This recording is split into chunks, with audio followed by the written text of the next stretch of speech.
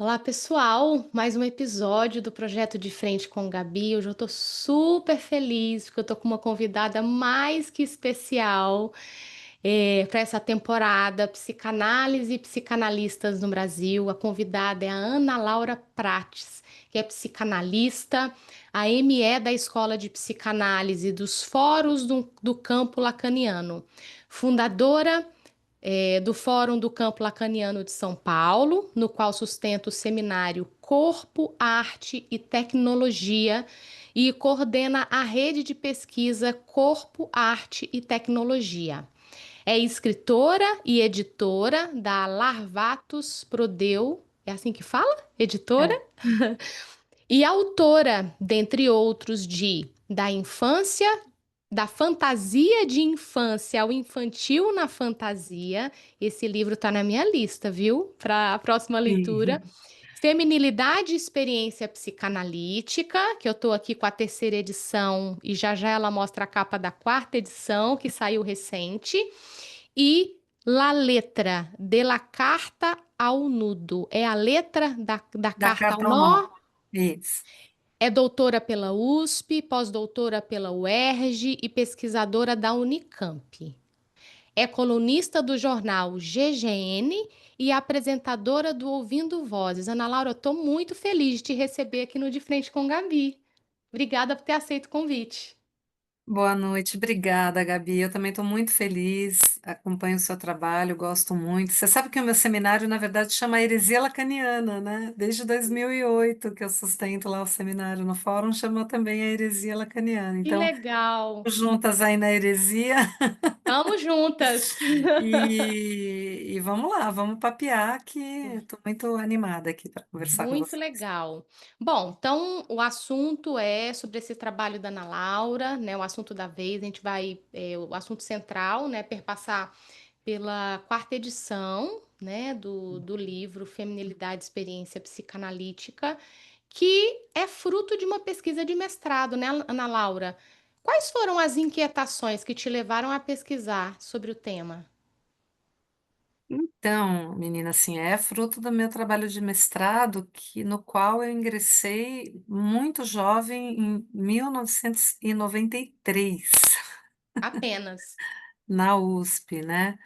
Eu antes já estudava psicanálise, na época era muito comum fazermos grupos de estudos, não havia ainda escola propriamente de psicanálise no Brasil, havia grupos, assim, instituições em várias cidades, né, do Brasil. Eu, inclusive, participei, assim, de algumas, logo que me formei, que depois se dissolveram e deram origem às experiências de escola. Mas eu fazia grupos de estudos de Freud e estudava os textos sobre o complexo de Édipo. E aí me deparei ali com as questões da diferença do Édipo, do menino e da menina, tal como Freud coloca, e surgiram várias questões, assim. Eu até brinco na introdução do livro, assim, que a tal da inveja do pênis continuava a incomodar, em todos os Moveu, sentidos, né? No moveu. sentido teórico de um lado, no divã de outro. E aí aquilo começou realmente a me instigar muito, porque eu, de alguma maneira, já tinha, assim, algum interesse pelas questões do feminismo, ainda ali começando a estudar, mas eu tive a sorte de ter uma mãe que tinha na estante O Segundo Sexo, da Simone de Beauvoir. Nossa, que A edição maravilha!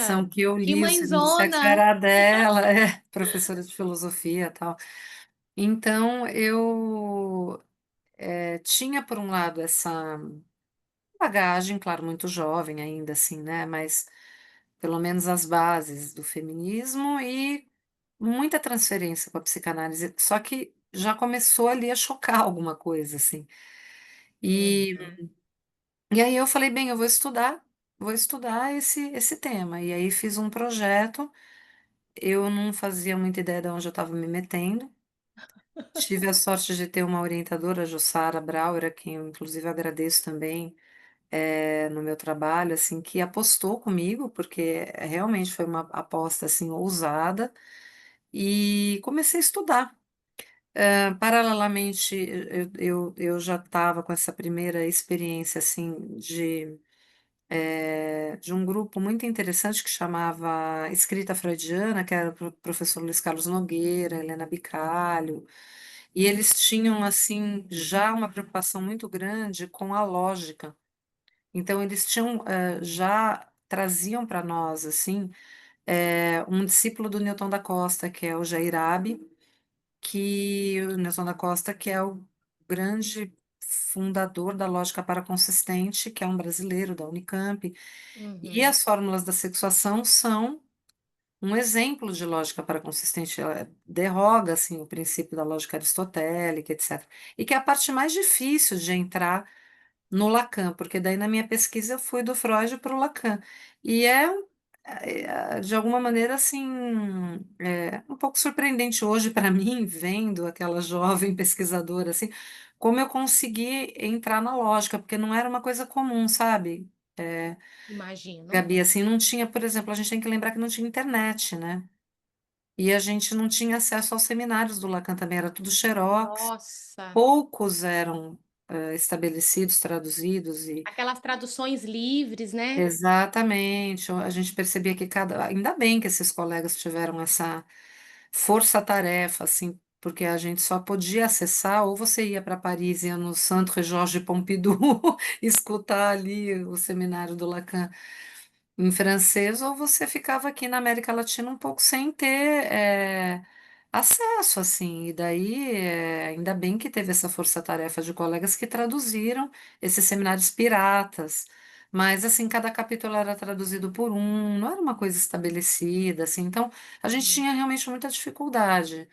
Mas eu conseguia entrar na lógica e ir para as fórmulas da sexuação porque eu tive esse estofo, assim, desses mestres incríveis a quem eu agradeço a generosidade, o rigor e tudo, que trouxeram a lógica. Então, a minha formação foi muito marcada, assim, imagina, eu tinha 20 e poucos anos e já estava ali entendendo que para acompanhar as fórmulas da sexuação, como eu costumo brincar, assim, no meu seminário, eu digo que eu não canso de repetir isso, que as fórmulas da sexuação não são um retângulo dividido no meio.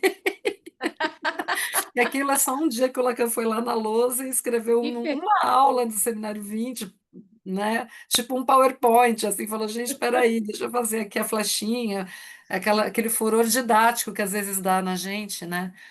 Mas, na verdade, as fórmulas da sexuação estão justamente na parte das fórmulas, na parte exato. da lógica, né? E E aí eu acho que foi isso, assim, então foi uma aventura. Na época eu não me dava muito conta, acho que é assim a sorte do principiante, sabe? A inconsequência juvenil, essa coisa toda. Eu fui indo, assim, fui indo pela curiosidade, pelo desejo de saber e tal, buscando, lendo livros de lógica, aquela coisa toda, né? Indo na biblioteca da IPA, aqui em São Paulo, pegar os International Journal, mas já não tinha nada na internet. Tinha que ir lá, a bibliotecária me deixava sair correndo com o International Journal, tirar xerox e voltar, sabe? Porque não podia retirar, tudo em inglês. Olha, foi realmente assim, fazer pesquisa naquela época não era bolinho, não. Mas eu acho que ficou um trabalho, por incrível que pareça, assim, honesto, sabe? Ele não é muito pretensioso, eu fico muito, assim, fiel, vamos dizer assim, à letra do Freud e depois ao que o Lacan fez com isso. Eu digo ali que eu procuro mostrar um Freud freudiano, com todos os impasses, eu não vou mostrando um Freud lacaniano logo de cara, assim. Eu vou mostrando um Aham, Freud freudiano com os impasses, com as questões da época, com os problemas ali, com os avanços extraordinários, até pela época, né, que sim. ele conseguiu e tudo. E depois eu vou mostrando o debate que se deu ali entre os pós-freudianos, inclusive ali nos anos 30, que inclusive foi o que provocou que o Freud escrevesse o texto da feminilidade e da sexualidade feminina, que inclusive foi publicado no International Journal também, fazendo parte desse debate. Então foi legal também mostrar esse contexto histórico, que a maior parte dos psicanalistas, acho que não, aqui no Brasil, pelo menos, não tinham muito conhecimento disso, assim, sabe?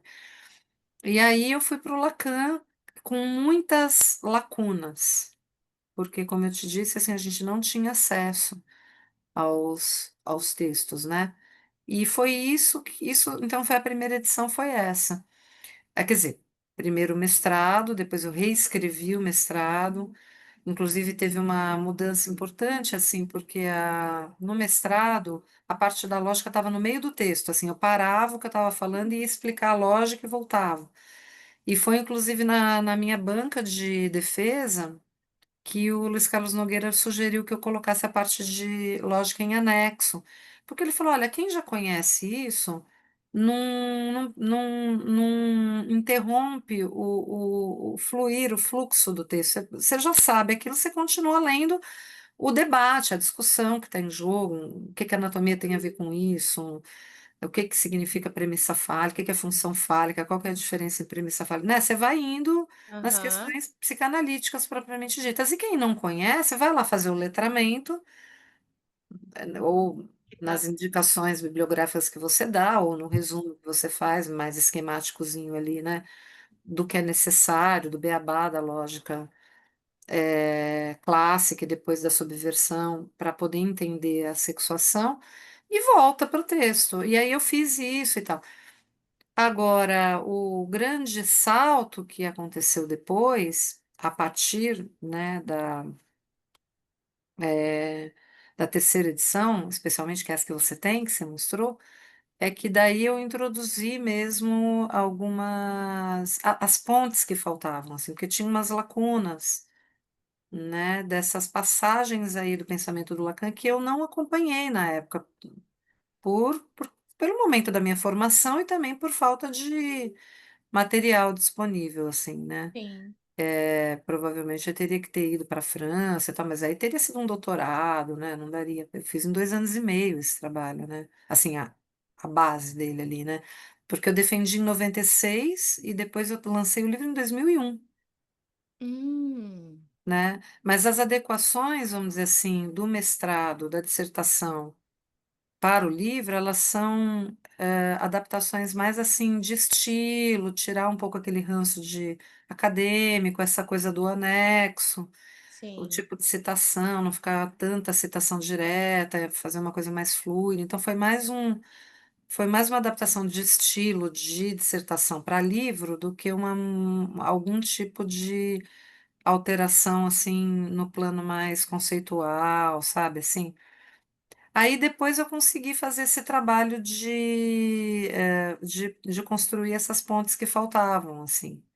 E foi bem legal isso, poder ter, inclusive eu incluí um capítulo novo, falando exatamente dessa passagem, vamos dizer assim, dos anos 60, que era o que ficava um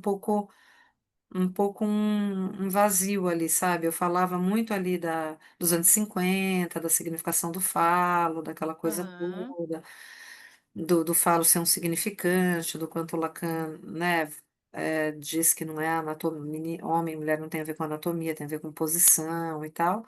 E daí ia lá para o seminário 20 assim, sabe? Então ficava um salto, né?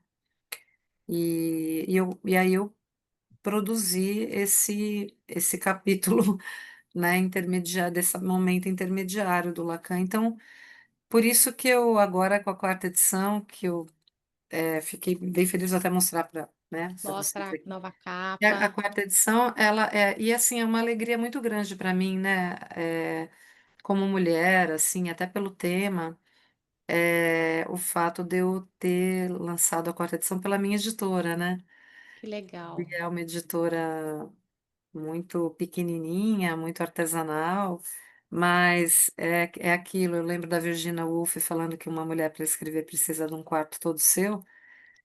Eu brinco que um teto, né? Um teto todo seu, que é o nome do livro dela. E eu brinco que para editar a gente precisa ter uma editora toda sua.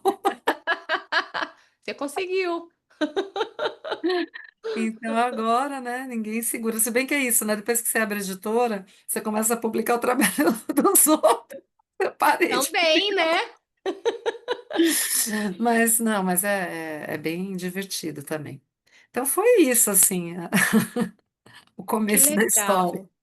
É um começo, assim, eu acho que surpreendente, você conta um pouco disso, já dá para você situa isso, no livro, e acho, como você disse, é um trabalho honesto, e uma contribuição importante, Ana Laura, porque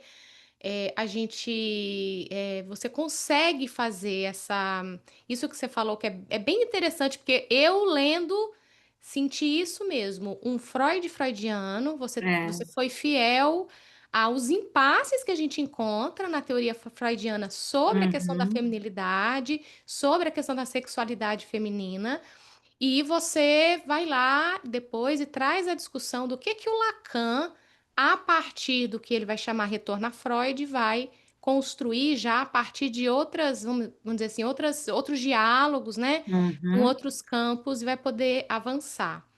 É muito, muito, muito, muito rico o teu trabalho, uma contribuição muito importante. Ah, obrigada, Gabi. Fico feliz. É, eu não sei, eu acho que você pode talvez começar, né, pelo início mesmo, né, dessa tentativa de trazer o Freud, que você conseguiu, né, de abordar o tema da feminilidade a partir da teoria freudiana. Quais são os impasses que você considera importantes de serem ressaltados para a gente depois pensar com Lacan o que que ele vai formular sobre a questão da feminilidade?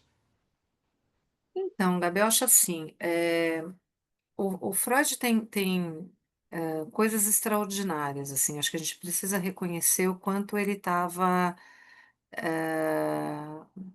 na vanguarda, assim, do pensamento na época dele, e inclusive a partir da clínica, dessa curiosidade clínica que ele tinha, assim, desse rigor de realmente escutar, abrir a escuta e abrir a escuta para mulheres, o que não é trivial, pensando ali no final do século XIX, começo do século XX. Então, eu acho importante a gente levar isso em consideração.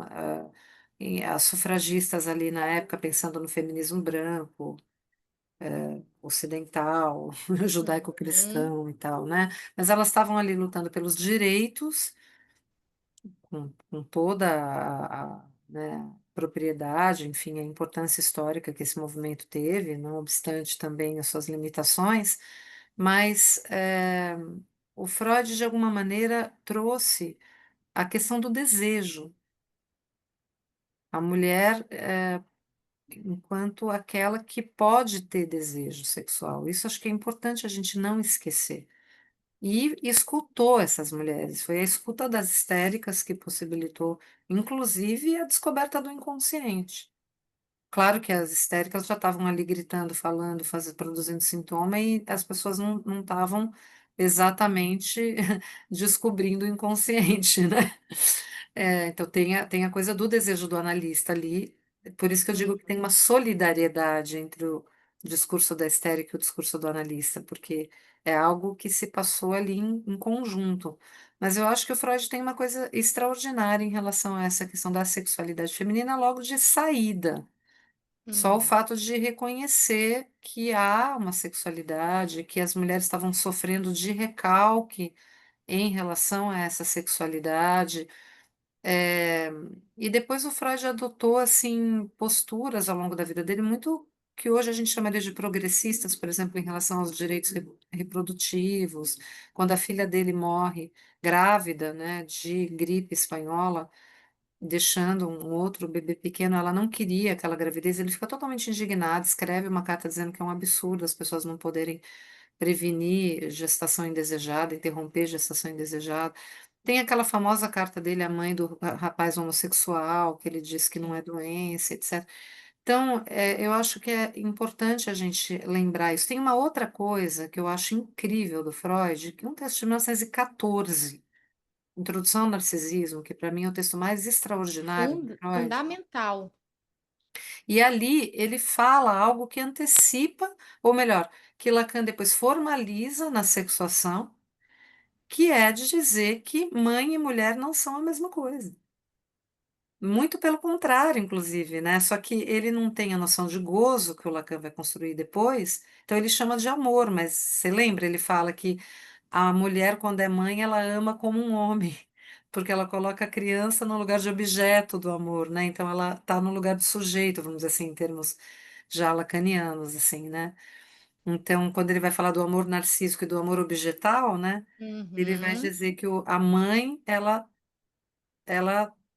tem o amor objetal pela criança, quer dizer, a mãe e a mulher estão em lugares dissociados. E isso em 1914, um cara falar que mulher não é mãe, não se reduz à maternidade, é uma coisa extraordinária, né? Então ele tem coisas incríveis, assim, o Freud.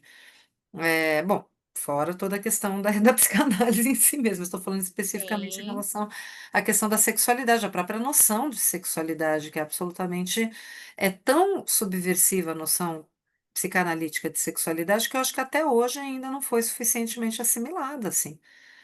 Tem sim. posições que a gente encontra hoje que são pré-freudianas, assim, né, em Aham. relação à sexualidade infantil, enfim. Então, isso posto, né, tem realmente alguns problemas. É, Como qualquer teoria, né? A gente vai encontrar lacunas, impasses, exatamente. questões. Claro, tem Aham. impasses ali, e eu acho que, mas eu acho que o Freud tem uma honestidade, essa coisa da honestidade que eu falei, acho que ele, né, acho que a gente aprende com ele essa honestidade intelectual, essa honestidade de querer saber os impasses clínicos, conforme ele foi se deparando com alguns impasses clínicos, ele foi avançando, e o que ele não conseguiu avançar, ele deixou como testamento para a gente, ele deixou um problema para a gente que era o que quer uma mulher. Eu não consegui sacar isso daí. Eu parei aqui na Rocha da Castração, em Sim. 1937, Análise Terminável e Interminável, Pênis Neide para mulher, né, inveja do pênis, né, e angústia de castração para o homem, e como se supera isso, assim. Eh, eu acho que alguns dos impasses que eu coloco ali nesse livro são, por exemplo, por um lado, ele sempre sustentou a disposição bissexual da Sim. sexualidade humana, Sim. ao mesmo tempo que ele precisa forjar esse artifício da premissa fálica. Uhum. Então, aparentemente, é uma contradição, porque você tem uma predisposição que seria quase que biológica bissexual, que é muito interessante, porque também vai contra o binarismo clássico ali de, por exemplo, que muita gente, muitos psicanalistas contemporâneos do Freud e tal, regrediram, tiveram, assim, abafaram isso. Por exemplo, a Ernest Jones, que vai lá e diz: se você nasce menina, então vai ter uma identificação, né, feminina, e você vai fazer uma escolha de objeto no sexo oposto. Então, a menina, na verdade, o Édipo dela é com o pai, não é com a mãe, porque ela já tem dentro dela o chip de ser brinco, né? Já vem a programação de O chip. fábrica. Ela é menina, já vem o chip, então ela vai sentir desejo pelo pai, que é o progenitor do sexo oposto. Você vê que o Freud nunca falou isso. Freud nunca disse que alguém por ser menino, por ser, né? A questão da mãe não tem a ver com a questão da orientação Uhum. sexual. Tem a ver antes com o fato de que a mãe, na cultura ali, família burguesa na qual Freud estava mergulhado, é aquela que toma a criança como objeto, né? Então não depende do sexo do bebê. O bebê vai ter suas primeiras experiências de satisfação barra insatisfação e o primeiro outro encarnado da vida dele nessa figura que nessa família, nessa sociedade, a gente chama de mãe. Tanto que um dos grandes avanços do Lacan depois é chamar isso de função materna, né? Quando ele Exatamente. chama isso de função, ele tira completamente, inclusive, o gênero de quem vai Exato. exercer essa função, que é É uma quem coisa vai fundamental. maternar, independente Vai do maternar. gênero. E isso é fundamental, porque você vê que hoje em dia está tendo um retrocesso em relação a isso, né? Tem toda uma corrente aí, de novo, dando consistência para essa coisa da maternidade, e que a mãe, e que tem que ser a mãe, e a mãe é uma mulher, e tem que amamentar até sei lá que idade, e tem que não sei o quê, e é a mãe, é a mãe, é a mãe. Então, a gente está tendo um retrocesso cultural em relação a essa consistência dada à maternidade, que curiosamente o próprio Freud, embora ele tenha colocado que uma das saídas da feminilidade seja a maternidade, primeiro ele não coloca que é a única, segundo que ele faz essa divisão entre mulher e mãe em 1914, mesmo que depois em 33, 31 e 33 ele coloque ali, né, como uma das saídas a maternidade, o filho sendo uma espécie de suplência, né, para inveja do pênis. Que é outra coisa. Então, eu estava falando, né, voltando um pouco, uma é essa questão da bissexualidade da premissa fálica, outra é a própria inveja do pênis, né? Que a Uhum, maneira como ele coloca, às vezes, a questão da inveja do pênis, fica parecendo que a mulher, vamos dizer assim, falta alguma coisa na mulher, né? Como se o não ter pênis fosse alguma coisa de menos, né? Que eu acho exato. que isso que é um problema, vamos dizer, e que daí isso estaria na base da histeria e tal. É, e às vezes, dependendo de como você lê, inclusive descontextualizado, assim, algumas passagens do Freud, você fala, bem, isso aqui é completamente coerente, compatível com o momento do patriarcado ali, né? Aquele momento histórico no qual estava o patriarcado, já um patriarcado, a gente precisa lembrar que a própria família burguesa, ela já é fruto de um declínio do patriarcado, né? Que por incrível que pareça, na família burguesa, o pai perde o poder, né? Antes ele tinha o poder sobre todo mundo, mulheres, ovelhas e terras, né? E propriedades, não necessariamente nessa mesma ordem, poder de vida e morte, era um poder, ele era um, né? O pai era um, ele era Deus que colocava ele naquele lugar de todo-poderoso, né? Por incrível que pareça, o Estado burguês, o Estado capitalista, o Estado pós-medieval e tal, ele castra esse pai, né? Quer dizer, o pai da Dora é um pai impotente, né? É um Uhum, pai que tem que submeter às leis do Estado. Então, ele passa a mandar ali na família dele, mas já de uma maneira um pouco. Então, isso é uma coisa interessante da gente observar também, né? Quer dizer, em termos históricos, quando a gente fala de séculos, a gente está falando de um movimento histórico assim, né? Falar que está em declínio parece brincadeira, porque obviamente que no patriarcado o pai ainda tem um poder infinitamente maior, né, do que as mulheres, do que é, crianças que ainda não ascenderam assim, né, ao lugar de cidadania plena, vamos dizer assim. No uhum, entanto, por incrível que pareça, já é um início de declínio, né? Então, essa coisa da uhum, inveja do pênis é uma coisa que é muito complicada e é bonito, assim, o tratamento que o Lacan dá para isso, porque, inclusive, em francês, envie é desejo também, né? Então, ele diz, não é hum, que a mulher não inveja o pênis, ela deseja o pênis. E aí ele trabalha com os dois semblantes, é muito bonito esse momento assim do Lacan em que ele vai dizer, bem, são semblantes, então você tem o semblante de objeto, não é que a mulher é objeto, não é que o homem é sujeito e a mulher é objeto. E também não depende da anatomia, né? uhum, Então qualquer um pode estar em qualquer lugar, são semblantes. Então tem um semblante de objeto, você se faz de objeto para causar o desejo no parceiro, barra parceira, aí tô falando de gênero, né? Tanto faz o gênero. E tem sujeitos cujo desejo é despertado pelo semblante fálico. Então, é desejo de pênis, né? De falo, na verdade, né? Nos termos do Lacan. Não é inveja, né? Não é que ela quer uhum, ter o pênis. Ela quer deitar e rolar com o pênis. Ela quer brincar com o pênis, vira um semblante, um brinquedinho, para usar até o termo aí dos sex shops, né? Vira o brinquedinho que pode estar na trança de qualquer um, qualquer uma. Mulheres lésbicas podem usar o brinquedinho. Isso é uma coisa interessante, porque daí a gente percebe que mesmo o falo, não o pênis, órgão sexual ali masculino, né? Aquele penduricalho molinho que fica ali, mas o falo, né? Que é o pênis ereto, o pênis ali na relação sexual, quando você está na cena sexual, ele não é de ninguém, ele não é do homem também. Ele circula, Circula. ele Ele circula, ele é tá uma ali. brincadeira, ele tá ali, é um Uhum. terceiro, né? Você tem, sei lá, se forem dois homens, e agora eu falando de gênero, né? Você tem dois homens ou duas mulheres, um homem e uma mulher, e o brinquedinho tá ali, né? Ou ele mesmo, o órgão ereto de algum daqueles corpos ali, né? Que estão no rally rola, ou na fantasia, ou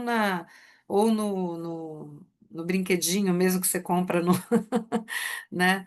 Lá no sex shop e tal. Então, é curioso como Lacan percebe e saca isso, né? Que o Freud achou que as mulheres estavam invejando o pênis, na verdade, elas estavam desejando, né?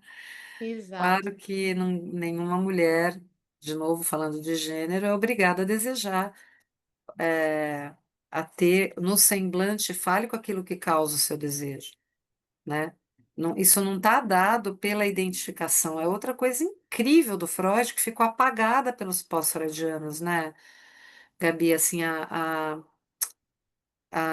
separação radical que o Freud fazia entre identificação de um lado e escolha de objetos de outro, né? Quer dizer, uma Uhum. coisa tem nada a ver com a outra. Você pode estar identificada com uma posição feminina e desejar um objeto feminino, né? Ou você pode. Não é porque você é mulher que necessariamente você deseja um homem, ou Uhum. vice-versa, né? Ou Uhum. mesmo no plano das identificações, assim, você está mais identificado com um semblante, né, de um determinado sexo, isso não faz com que você necessariamente tenha uma escolha heterossexual ou homossexual.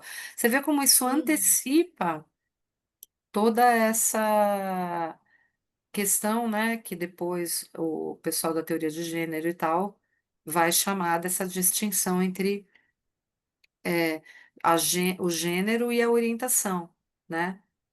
Uhum. É, absolutamente uma coisa não tem nada a ver com a outra, né? Quer dizer, a pessoa pode ser uma trans, uma mulher trans, pode desejar outra mulher. Não é porque ela é Uhum. uma mulher trans que ela necessariamente tem que desejar um homem, né?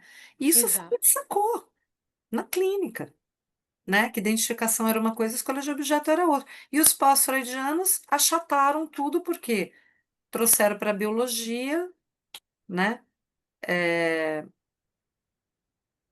de novo, né, colocaram a sexualidade como alguma coisa programada, né, pela biologia, e daí, então, pela biologia, se você é de um determinado sexo, você necessariamente deseja o sexo oposto, e aí acho que a psicanálise foi por um caminho totalmente equivocado, e felizmente o Lacan foi lá e recuperou e falou, não, gente, não Retoma a nós não estamos discussão. falando disso, e daí ele tinha todo um. Acho que uma possibilidade muito mais sofisticada, assim, à sua disposição também, né? A linguística, a antropologia, E- para poder fazer uma leitura dessa questão da sexualidade a partir de outros referenciais, porque o Freud, ele ainda usava um referencial mais darwiniano, assim, né? Tem alguns momentos que é bem evolucionista, principalmente nos três ensaios, depois ele rompe com isso a partir da década de 20, né? Sim, sim. É bem Gabi, eu vou interessante. só precisar ligar o meu computador na tomada, Tá, ligue. tá bom? Sim, Peraí. Um minutinho.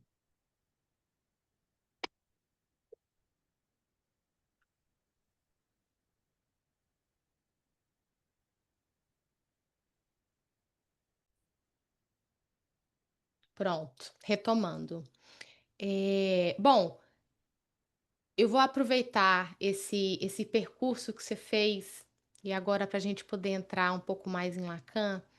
E eu acho que talvez um pouco a partir da lógica, como você traz, né? Então, o retorno a Freud, realizado por Lacan, é constituído por, vou trazer um trechinho citando você no livro, né? Retomar a radicalidade freudiana de desconectar a sexualidade humana do âmbito instintivo, né? Então, com Lacan, a feminilidade e a masculinidade são posições construídas e estruturadas a partir da combinatória de certos elementos, né? Se puder explorar um pouco mais a partir dessa proposta, que é bem interessante pensar isso que o Lacan vai trazer, né? É, a partir da teoria dos conjuntos, esses elementos que se combinam e pensar, e aí é onde a gente vai desembocar no a mulher não existe, justamente, né, a partir de pensar essas posições construídas e estruturadas. O que que você pode comentar? Então, eu digo assim, retomar a radicalidade, porque veja, não tem nada menos compatível com a noção de instinto do que as noções de desejo e pulsão do Freud. A pulsão é um instinto pervertido da sua finalidade de Uhum. preservação da espécie, e o desejo é justamente aquilo que não tem um objeto pré-determinado, não tem um objeto próprio, é constituído fundamentalmente pela falta. Então, se a sexualidade humana ela é, de alguma maneira, estruturada a partir das pulsões, que tem a ver com os objetos parciais, que de alguma maneira são os orifícios corporais, muito mais do que o corpo na sua pretensa totalidade imaginária. E o desejo, enquanto fundamentalmente um movimento que está fadado a não encontrar o objeto ideal, o objeto complementar, e etc., a gente vê que a noção de sexualidade do Freud ela é radicalmente anti, instintiva, anti, biológica nesse sentido. Aham. E o Lacan realmente ele vai, perceber isso, e eu digo assim, resgatar a psicanálise mesmo, assim, o Lacan resgata a psicanálise daquele limbo proto-fantasmático no qual ela se encontrava, assim, como se fosse de novo uma questão de instinto, uma questão heteronormativa e tal. E ele vai dizer, bem, a sexualidade é fundamentalmente um desencontro. Então, não há sexualidade normal, não há sexualidade adequada, não há objeto adequado, não há satisfação absoluta, não há tampa a panela, não há metade da laranja, Laranja. nada disso há nem no plano do amor, que aí seria um outro capítulo, a questão do amor, muito complexa, etc. Tampouco na questão sexual propriamente dita. E aí eu acho que vem, assim, dois momentos muito importantes do ensino do Lacan. Primeiro, realmente, essa primeira temporada, assim, do retorno a Freud, na qual ele vai lá, que são os 10 primeiros seminários dele, na radicalidade ali do texto do Freud, ele sabia alemão, então lia Freud ao pé da letra com a ajuda ali, né, dessas coordenadas que ele tinha na época, felicidade daquele momento histórico, assim, né? Tinha linguística estrutural, tinha antropologia estrutural, tinha surrealismo, tinha filosofia hegeliana relida pelos marxianos, então havia ali toda uma formação do Lacan, apesar dele ser médico, psiquiatra e tal, que possibilitou a ele fazer esse retorno ao Freud a partir dessa fundamentação de perceber onde estava a estrutura, quer dizer, o Lacan limpou, de alguma maneira, o que tinha de ideológico na psicanálise. A Uhum. ideologia burguesa, que estava, de alguma maneira, contaminando, entretanto, sem de maneira alguma impedir que o Freud avançasse. Isso é que é extraordinário. O extraordinário não é o que a gente encontra de ideologia burguesa no Freud, isso daí é quase que seria impossível não encontrar. O extraordinário Tá. é que, apesar da ideologia burguesa, ele consegue sacar algo ali que é estrutural. Isso é que o Levi-Strauss, por exemplo, percebe lendo Freud. Diz, nossa, ele percebeu que aqui tem a interdição do incesto, que é aquilo que nos humaniza, o mitema, né? Ele chama de mitema lá nas Uhum. relações elementares de parentesco. A interdição do incesto como aquilo que funda a civilização, a partir da linguagem, da função do sobrenome. Interessante, né? Em francês, nom de père é sobrenome do pai, né? Lacan está falando da função do sobrenome, que é de interditar, justamente, quer dizer, marca o seu lugar e a sua posição numa família. Então diz, olha, você está aqui localizado nesse lugar e você para poder trocar, então casar, acasalar, vamos dizer assim, você vai precisar trocar. com outra família, e daí você entra para aquela família e você passa a participar daquele clã, né? Uhum. Essa é a função do sobrenome, ela é marcar na linguagem a interdição do incesto, né? Então você vê que, e aí ele escreve isso, NDP, nome do pai, tipo sobrenome do pai, né? É essa, no fundo, o nome do pai, a função paterna é o sobrenome do pai, está dado na civilização. Não é o senhor fulano de tal que vai lá e fala, filhinho, tira a mão do pipi, senão eu vou cortar. Não é isso, né? Não é qualquer coisa esse movimento, né? A gente acha Sim. hoje em dia até engraçado, mas assim, você imagina, quer dizer, o cara fala, não, não é isso, Ed. O Édipo não é filhinho de tira a mão do pipi. Os nãos do pai, como ele brinca, né? Os nãos do pai podem até ter a ver com os nomes do pai, porque ele brinca Lenon de père, né? Os nomes do pai têm a ver com os nãos, Lenon, né? Tem a ver, então, os nãos do pai, os interditos paternos, eles estão sustentados. E isso varia muito de cultura para cultura, de época histórica para Sim. época histórica, de sociedade para sociedade. Quem veicula também os nãos, os interditos, como cada cultura, cada tipo de família vai, de alguma maneira, né, humanizando essa criança. Mas o grande não, o grande non, é um nome. Não é um não, é um nome, Interessante, né? né? É muito legal isso. Então você vê que o tal do não há relação sexual já está de saída dado aí. Não há relação sexual porque é isso, porque a nossa sexualidade ela é artificial, ela não é mais instintiva, ela não é mais o seu objetivo, a sua meta não é mais a preservação da espécie, né? É a satisfação. É uma satisfação que ao mesmo tempo já está marcada por um limite, né? Então, isso desde o início do retorno a Freud, de alguma maneira, isso já estava colocado. E outra coisa, né, que foi extraordinário, isso em 58 ele já coloca, que é a questão da anatomia. Não se trata de anatomia, não é sobre anatomia. Isso no texto da significação do falo, ele diz. Não importa a anatomia, nós não estamos falando de anatomia. Qualquer pessoa de qualquer anatomia pode se inscrever na dialética do ser e ter o falo, porque daí ele radicaliza, fala, o falo é um significante, não é um órgão. Insignificante. O Aí, falo é aí uma muda espécie de completamente. completamente, o falo é uma espécie de equivalente geral, ele é depois ele vai falar um semblante, nesse momento ele não fala ainda, mas ele fala.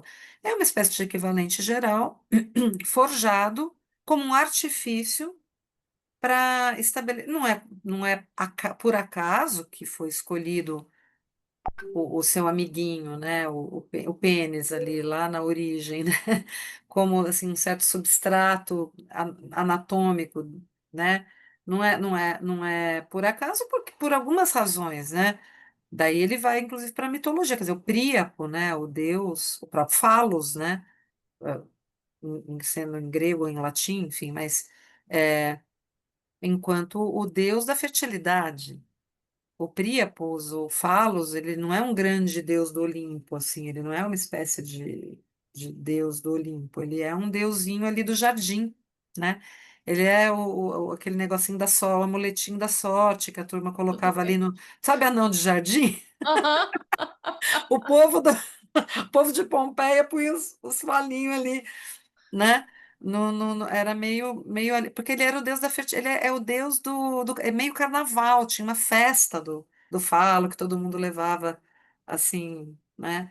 É, as esculturinhas dele, nananã, e festejava e tal, porque era a festa da fertilidade. Então, não é à toa que foi o falo que foi escolhido, né? O falo tem essa característica, o pênis, agora falando do pênis, né? O pênis tem essa característica de ficar ereto e detumescer.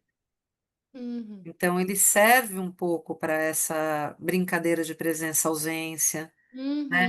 Do Uhum. gozo, que tem aquele gozo, né? Tem na verdade, o pênis ereto é interessante, porque ele é o signo mais visível, né? Mais assim, manifesto, mais gestáltico, digamos assim, da presença do desejo, né? Do tesão. Uhum. Uhum. Quando goza, ele detumesce. Né? Quer dizer, ele não é é interessante que não é o falo não é um símbolo de poder, Gabi. É isso que é Uhum. a diferença da psicanálise para a sociologia. Porque depois o falo foi apropriado, né, como uma espécie de fake news pelo imaginário poderoso, né, e perverso o poder fálico, né? Então, o Uhum. canhão, a arma, a arminha, né? A Uhum. hormona, o foguete, o não sei o quê, a torre, não sei de que tamanho, tudo aquilo que tem a ver com o poder do homem, do patriarcado, né, do dominado, constrangido, submeter o outro, quer dizer, o poder fálico, o falo, não sei o quê, não, aí o estupro, o não sei, quer dizer, o pior, né? Mas isso daí é vamos dizer, é uma apropriação indébita, né, desse É símbolo, um discurso outro, para né? dar uma consistência imaginária e totalmente, eu brinco que é fake news, porque vamos voltar lá ao Príapo, ao deusinho falo lá, que é o que o Freud se baseou para falar da premissa fálica. Um pênis ereto, que é o falo, porque um pênis não fica o tempo inteiro, não existe o falo. Vamos lembrar que o falo não existe, né? Falo é um pênis ereto com asinha, como se fosse a representação de um pênis eternamente ereto. Uhum. Não existe isso. Mas ele representa o quê? Olha que interessante o que a gente estava falando. O pênis ereto, ele é signo do quê? Do desejo, para não dar falta. A pessoa que está excitada, sendo homem, mulher, tanto faz, mas o falo ereto representando ali a gestalt do desejo, ele está desejante, ele está faltante, ele quer alguma coisa. Ele não Exato. está tendo, ele não tá podendo.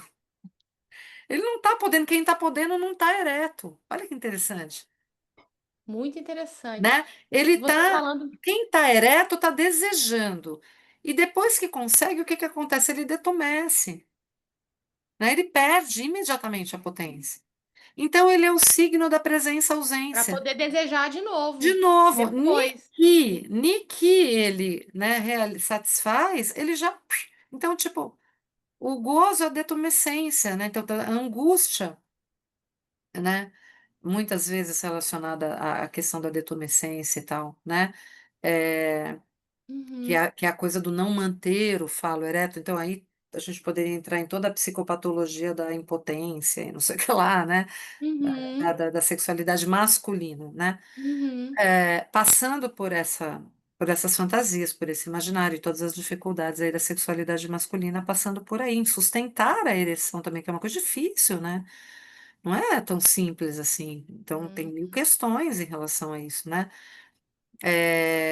Mas você vê que é interessante, quer dizer, então o Lacan, quando ele vai e pega, não, o falo é isso, o falo foi, foi capturado ali, né?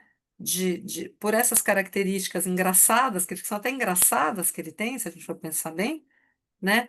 Ele foi capturado e foi elevado a uma qualidade assim de equivalente geral, assim, né? De medida, digamos. Que isso tenha sido apropriado depois, né? Pelo capitalismo, né? E todos os colonialismos afins, né? Que usam essa força bélica para submeter o outro, e esse outro normalmente é um corpo de mulher, quando não um Uhum. corpo negro, enfim, um corpo Uhum. homossexual também, né? Mas, Um vamos dizer assim, corpo vulnerável, né? classicamente o corpo de uma mulher, né? Ou alguém feminilizado, ou alguém objetalizado, né? É, evidentemente que deu razão a toda sorte de desvios possíveis e imagináveis de uma coisa que não tem nenhum juízo de valor na sua origem, né? Então, essa passagem é algo que a gente precisa tomar muito cuidado, porque às vezes ela se presta mal entendidos, né? E aí o Lacan, então, quando ele fala bem, fala é um significante, não tem nada a ver com a anatomia. A sexualidade humana é algo, é uma coisa da ordem do discurso, Exato. né? No entanto, os corpos, eles entram no discurso de modos distintos, assim. Então, tem modos e modos, e aí você tem um debate bem interessante assim a respeito da isso assim da radicalização da diferença entre mãe e mulher, né? Da, da questão da passagem assim do que o Lacan chamava de posição para alguma coisa da ordem de uma inscrição que depois vai aparecer lá nas formas da sexuação, porque o que o Lacan introduz de grande novidade aí é um passo que ele deu em relação ao Freud, foi acrescentar, né?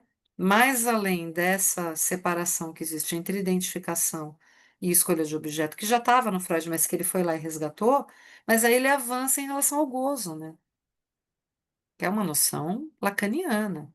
Então, Sim. ele diz: olha, os sujeitos são divididos em relação ao desejo, mas eles também, os corpos são divididos em relação ao gozo.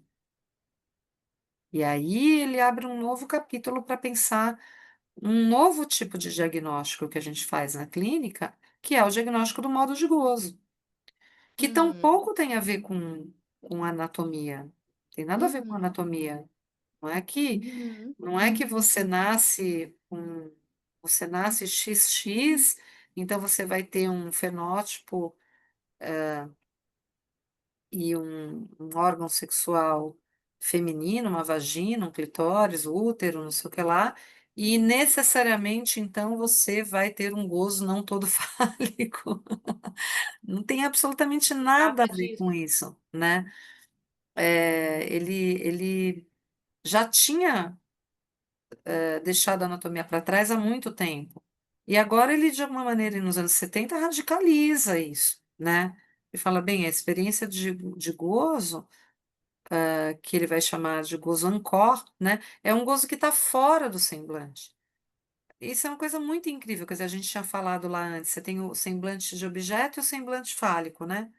Esses Uhum. dois brinquedinhos, vamos dizer, você pode brincar de ser objeto, ou você pode brincar de ter o falo para causar o desejo no seu parceiro, barra parceira, parceira, e tanto faz. De novo, não estamos falando de gênero. Mas quando você está falando de um gozo no corpo, uma experiência de gozo que não se deixa colonizar de todo por esse vai e vem do gozo fálico, por essa contabilidade, ficou ereto, detumesceu, ficou ereto, detumesceu, uma vez, duas vezes, três vezes, quatro vezes. Você conta, né? Você contabiliza. Então, aí, se você contabiliza, você pode comparar. Ah, o meu foi mais que o seu, o meu é maior que o seu, o meu é mais bonitinho, a asinha do meu é mais. O meu é vermelho, ah, mas o meu vibra, o meu tem sabor de chocolate, né? Quando você vai para algo fora do semblante, ou então do lado objeto, você também pode fazer o semblante, né? Ah, eu sou mais magra, eu sou não sei o que lá, eu. Não é nada de ser, é de parecer, é tudo performance, Uhum. né? Mas. Então você está nesse nível da contabilidade, da comparação, porque você está nesse nível do semblante fálico ali, né? Quando você está falando de uma experiência de corpo, de gozo no corpo, você está fora do semblante. Por isso que é uma experiência tão disruptiva de alguma maneira, assim, né? E até um pouco assustadora para quem a experimenta, né? Porque ela é contingente, não é necessária, não é que agora a gente vai fazer receita, olha, gozo não todo, 3 vezes por semana, né? Assim, não é disso que se trata, é contingente, né? Mas é uma experiência que se constata que alguns corpos falantes têm. E o Lacan constatou isso, inclusive escutando as mulheres no divã, dizendo para ele, não, mas esse negócio não é bem assim do jeito que vocês estão falando. A gente tem outro modo de gozar, que não passa necessariamente pelo falo, ou melhor dizendo, não se restringe ao falo, né? Uhum. Porque passar pelo falo passa por estrutura, mas não todo fálico, não fica restrito ao falo, né? E isso acho que abriu uma possibilidade assim extraordinária. E eu acho bonito ele chamar isso de mulher, sabe? Porque não é assim, você é mulher, então você está daquele lado, até porque não são dois lados, né? Como eu disse, não é um retângulo dividido no meio. É o lado que ele chama de lado de um, que é um lado que constitui um conjunto. Estava Conjunto, falando da teoria dos conjuntos. exato. E um outro lado que é múltiplo, que é E aberto, que não é no uma forma a um, que é no conjunto. uma a uma, que não forma um conjunto fechado, forma um conjunto aberto, que aí a gente teria que explicar o que é conjunto aberto, mas enfim, intuitivamente a gente entende que é uma coleção aberta, no uma a uma, né? E assim, qualquer um pode se inscrever, né? Ou seja, qualquer um pode ter essa experiência, não toda no próprio corpo, é, mas ele vai dizer, eu nomeio esses seres falantes que transitam, digamos assim, entre esse equivalente geral fálico aí que dá uma organizada no desejo, que faz você poder estar no laço social, e ao mesmo tempo que tem uma experiência de gozo não todo, eu nomeio isso esse lado de mulher, né? Então é o contrário, será a mulher quem? Não é que a mulher será isso. É que Hum, chamaremos de mulher aquelas que, e independente de corpos masculinos, ou, né, masculinos agora no sentido anatômico ou não, hum, se abrirem para não se deixar colonizar de todo pelo gozo fálico, né? Então, agora, eu acho bonito, eu acho um ato feminista do Lacan chamar isso de mulher no atual momento histórico em que a gente vive, sabe, Gabi? Porque pode ser que a gente chegue num momento histórico em que a gente possa chamar só de lado todo e lado não todo. uhum. Eu acho que a gente pode chegar num momento em que a gente não possa prescindir de chamar de lado homem e lado mulher. Mas acho que no momento histórico em que o Lacan escreveu as fórmulas, e mesmo no momento em que nós ainda estamos, não é o momento ainda da gente abrir mão do significante mulher. E eu Sim. acho muito feminista o Lacan ter chamado esse lado de mulher, falado assim, olha, é um lugar muito mais livre, é um lugar muito mais aberto, é um lugar muito mais interessante, é um lugar de um gozo suplementar. Não é que está faltando alguma coisa, não é que está com inveja, muito pelo contrário, é um lado além.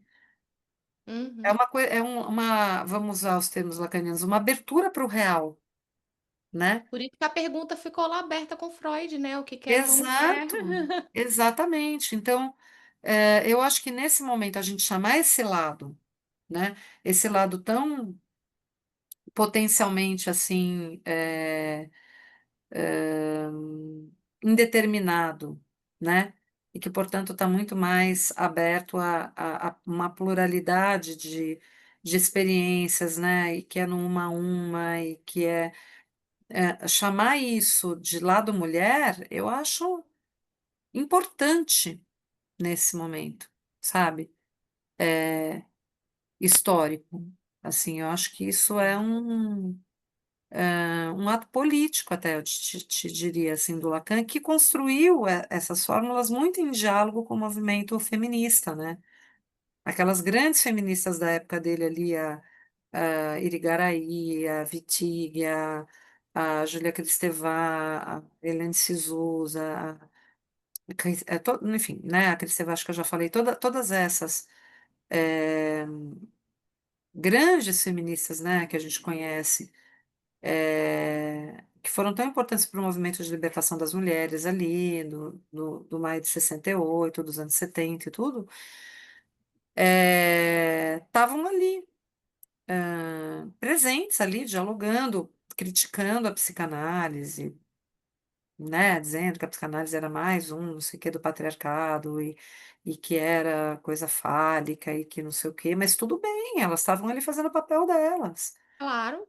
E o Lacan estava ali escutando e falando, não, mas espera aí, tudo bem, eu não estou concordando com isso, acho que não é bem assim, vocês não estão entendendo o que que é norma fálica e tudo, mas tem uma parte do que vocês estão falando que vocês têm razão. Uhum. E isso fez avançar a teoria. Inclusive, eu não sei se você concorda comigo, mas assim, eu acho que a gente deveria usar isso como um exemplo para o que acontece hoje, né? Assim, ao Uhum. invés da gente se sentir intimidado, amedrontado com as críticas da teoria queer, dos movimentos identitários, entende? Ao invés da gente ficar numa defensiva, isso vai acabar com a psicanálise, o Preciado vai Sim. acabar com a psicanálise, essas feministas vão acabar com a psicanálise, sei lá. Entendeu? Eu acho que a gente precisa, né, esses antirracistas, anticolonialistas, esse povo vai acabar com a psicanálise. A gente não vai acabar com a psicanálise, entendeu? Não acabou com a psicanálise, né? Acho que a gente tem que parar, escutar e fazer o que o Lacan fez. Olha, acho que você está exagerando, acho que você não leu direito, talvez isso aqui você não tenha entendido. As fórmulas da sexuação não é isso. Eu me recuso a, né, consentir com essa crítica de que as fórmulas da sexuação são machistas, porque não são. Uhum. Se você vai pelo lado da lógica, você vai ver que não tem absolutamente nada de machismo ali, muito pelo contrário, é É absolutamente lógica. subversiva. É não binário, Lacan era não binário. Ele começou o não binarismo ali, né, antes até, nos meados dos anos 60 falando que o um não alcança o dois, que não tem dois. Ele é um dos primeiros que falou que não tem dois, não tem par, não tem dois, não tem um e o outro, né? E ele fala que o lado mulher é o lado múltiplo, é o lado do um a um, qualquer corpo pode se inscrever ali, não importa, tal. Eu acho que caretice é você pegar as pessoas e querer encaixar ali. A trans está onde? É complicado, né? Não binário tá onde? Quer dizer, como tá Uhum. onde cada trans é uma trans, cada homem trans, cada mulher trans, cada não binário é um não binário, mas que o Lacan já falava que a sexualidade não é binária, que não é heteronormativa, que é um fato de discurso, que não está dado pela biologia, que não está dado pela anatomia, e que se trata de uma inscrição, e que esses corpos são, né, tomados pela linguagem das maneiras mais diversas possíveis, né? E que tem sim experiências de desejo barra pulsão barra gozo que se organizam em torno do semblante fálico, mas que tem várias outras experiências que não se organizam em torno do semblante fálico e não necessariamente são sujeitos psicóticos. E tudo bem também serem sujeitos psicóticos, porque também não tem problema Uhum. nenhum ser psicótico, né? Mas não necessariamente são sujeitos psicóticos, porque tem uma outra, porque voltam para o laço social de uma maneira de uma maneira que a gente chama de neurótica, né? E poderia Uhum. não voltar, e aí seria psicótico e tudo bem. Mas volta, né? Transita entre a organização fálica neurótica e experiências não necessariamente fálicas. Existem esses corpos que transitam. As mulheres, eles chamam isso de mulher, falam, as mulheres são todas trans, elas transitam, né? Muito bom. E é isso, eu acho que, assim, apanhado geral, digamos, né, do que eu tento discutir ali no livro e um pouco além também, coisas que eu venho pensando mais recentemente também no diálogo Muito com esses legal. outros atores, né? Muito legal, Ana Laura. Eu acho que eu passaria mais uma hora aqui conversando com você sobre isso. Vamos Acabar deixar para quando logo, você né? vier. Vamos deixar para quando você vier aqui para Maceió, aqui Tá para o próprio bom. evento. Com certeza, a gente vai É, seguir esse papo. E esse papo é longo, ó, isso aqui é, né? São capítulos. A gente vai, é, cada capítulo a gente dá um passinho, mas a gente continua. é porque, bom, a gente entrar mesmo nessa discussão das fórmulas da sexuação, enfim, acho que a complexidade da coisa, né? Eu acho que você consegue falar disso de uma maneira muito acessível para pensar isso, que é da ordem da complexidade da Sim. teoria lacaniana, para quem às vezes está tendo contato assim logo de cara, né? E fica um gostinho para o pessoal ler o livro também, né? Exatamente, fica o gostinho para o pessoal ler o livro, exatamente. Você falando aí, fiquei pensando, poxa, estava lembrando de um evento que eu fui na época da pesquisa em análise do discurso, né? E que no Sim. final do evento, eu não sei nem se você conhece a pesquisadora, ela é da Unicamp até. Enfim, o final do evento ali, o final da apresentação tinha justamente um cunho assim que eu acho que dialoga com isso que você está trazendo, a partir da teoria lacaniana, que é pensar que a revolução é feminina. Nesse sentido dessa É. pluralidade, desse múltiplo da liberdade, enfim, das várias possibilidades de pensar. Ou será Dife- feminino ou não será, né? Porque não tem outra saída. Pois é verdade, é verdade. Veja, ao final da conversa, eu sempre gosto de fazer um bate-bola, um jogo rápido, topa? Topa, vamos lá. Então, vamos lá. Por que a psicanálise?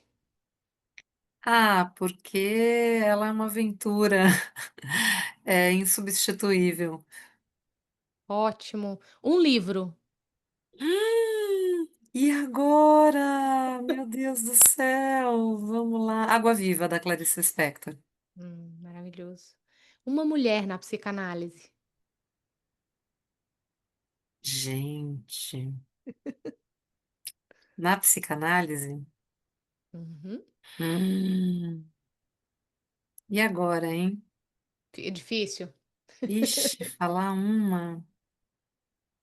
Pode Eu, falar mais de eu uma, acho não difícil, mas interessa. sabe o quê? Eu vou falar uma mulher contemporânea que eu tive a sorte de conhecer, que faleceu agora há pouco tempo e que tem uma obra assim incrível, uma sobre a feminilidade, uma espanhola maravilhosa chamada Carmen Galano. Hum, É uma mulher assim que vale a pena vocês conhecerem melhor, então escolho ela, fazendo uma homenagem ótimo, aqui. ótimo. Por que Lacan? Por que Lacan? Por que Lacan? Ah, eu acho que pelo retorno a Freud. Aham. Pelo retorno a Freud. O que que você pode falar sobre uma curiosidade sobre você? Ah, eu acho que todo mundo já sabe, né, mas eu gosto de cantar e correr. Pôr o Essa corpo, você né, pôr o corpo e pôr a voz. muito bom. A gente fica o dia inteiro ali atrás do divã, né, Tem que botar o corpo para jogo. tem Exato. que pôr o corpo para jogo, exatamente. Estou lançando um single, menina, em breve, vou fazer uma Ah, propaganda aqui, é? em breve em todas as plataformas. Que legal. É ainda fazendo a dupla com aquele rapaz? Com o Não, é Dani, não, esse aí é um single que é era de o um álbum que eu tô gravando meu mesmo, que legal, Ana Laura. individual. É, E vai gente, o sair negócio tá ficando quando? sério. O single eu acho que já vai para as plataformas, deve estar no Spotify e tal, daqui a acho que uns 20 dias no máximo, assim, já tá. Vocês podem Já, buscar lá. A música já. chama Para Ti. Gente, que É uma chique. composição minha com o Dani, mas eu fiz uma gravação ali com uma outra galera e tal, me Que acompanhando. legal. Mas eu acho que o álbum mesmo vai sair só ano que vem, o álbum completo. Mas o single já dá para se divertir bastante, a música tá bem bonitinha. Que legal, muito legal. Vocês vão gostar. O que que você pode falar sobre a psicanálise no Brasil? Olha, eu acho que a psicanálise no Brasil, é uma, ela é uma promessa, mas ela já é uma realidade também. Mas eu acho que ela é muito fértil, sim, eu acho. Eu Uhum. acredito na rapaziada. Tô feliz com a galera. Eu acho que é fértil mesmo. A gente Eu tem acho, muito construído um fértil. campo fértil, né? Uma produção muito bacana, assim, muito bacana mesmo. Muita gente E sabe. o que que você diria para a gente tentar fechar? O que que você diria para quem está iniciando na psicanálise? Ah, aposta na análise. Divã. Pode ser online, pode ser de madeira, com estofamento. Mas assim, aposta na experiência da análise. Acho que isso é o mais importante, assim. E divirtam-se, né? Porque é uma aventura mesmo, é muito legal. Sim, é uma Vale aventura. muito a Para pena. quem topa, vale muito a pena. Vale Vale muito a muito a pena. pena. Nossa, que aventura incrível. Demais. Ana Laura, eu estou muito feliz de ter recebido Ah, você, eu também, poder querida. Muito trocar com obrigada. você a partir do teu trabalho. Espero te encontrar então em breve para a A gente gente se continuar a vê em nossa breve. conversa presencialmente, Sim. pessoalmente. Tá joia, querida. Muito obrigada. Parabéns pelo seu trabalho de novo, viu? E obrigada por me receber aqui. Pessoal, até o próximo episódio. Tchau. Tchau.